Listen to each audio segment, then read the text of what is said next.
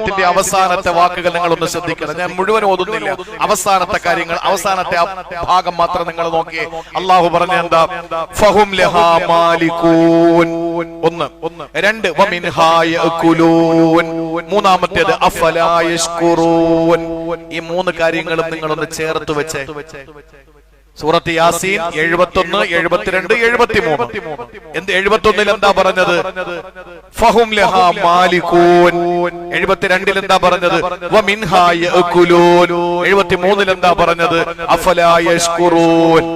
ഈ മൂന്ന് ആയത്തുകളുടെയും എൻഡ് മൂന്ന് കാര്യങ്ങൾ അല്ലാഹു സൂചിപ്പിക്കുകയാണ്. എന്താണെന്നറിയോ? ഒന്ന് മാലിക്, രണ്ട് ആക്കില്, മൂന്ന് ഷാക്കിർ. ഒന്നാമത്തെ ആയത്തിൽ മാലിക്, ഈ ലോകത്തുള്ള സർവ്വതും നിന്റെ ഉത്തരവാദിത്വത്തിലായി. ഈ ലോകത്തുള്ള സർവ്വതും നിനക്ക് അല്ലാഹു തന്നു. നിനക്കെന്ന് പറഞ്ഞാൽ നീ ഒരു പ്രതിനിധിയാണ്. നിനക്കെല്ലാം അല്ലാഹു തന്നു. നിന്റെ വണ്ടി, നിന്റെ വീട്, നിന്റെ ശരീരം, നിന്റെ ഡ്രസ്സ്, നിന്റെ ഭക്ഷണം, നിന്റെ ഭാര്യ, നിന്റെ മക്കള്, നിന്റെ അക്കൗണ്ട്, നിന്റെ ബാലൻസ്, നിന്റെ ബാക്ക്ഗ്രൗണ്ട്, എല്ലാം നിന്റേത് എല്ലാം നിനക്ക് അല്ലാഹു മിൽക്കാക്കി തന്നിരിക്കാൻ. ഇതൊക്കെ പടച്ചവന്റേതാണ്. അത് നാളെ ജുമഅക്ക് ഞാൻ പറയുന്നുണ്ട്. നേരത്തെ എത്തിച്ചേരി ഇൻഷാ അല്ലാഹ്. പ്രിയപ്പെട്ട സഹോദരങ്ങളെ, ഇതെല്ലാം നിനക്ക് അല്ലാഹു തആല മിൽക്കാക്കി തന്നു. എന്നിട്ടോ അല്ലാഹു പറയുന്ന രണ്ടാമത്തെ ആയത്തില് ആക്കിൽ, ഇതെല്ലാം നീ അനുഭവിച്ചോ.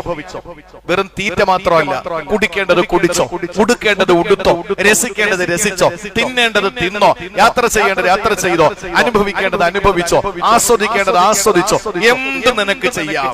രണ്ട്. മൂന്നാമത്തെ അല്ലാഹു പറഞ്ഞു ഷാക്കിർ. എന്നിട്ട് എന്ത് വേണം? ഇതിനൊക്കെ നന്ദി കാണിച്ചുകൊണ്ടിരിക്കണം.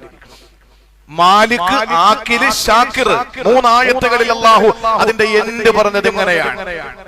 മാലിക്, ആക്കില്, ഷാക്കിർ എന്ന് പറഞ്ഞാൽ ഈ ലോകത്തുള്ള എല്ലാം നിനക്ക് അല്ലാഹു മിൽക്കാക്കി തന്നു. നിന്റെ ഉത്തരവാദിത്വം നിന്റെ അധീനതയിലുമാക്കി തന്നു.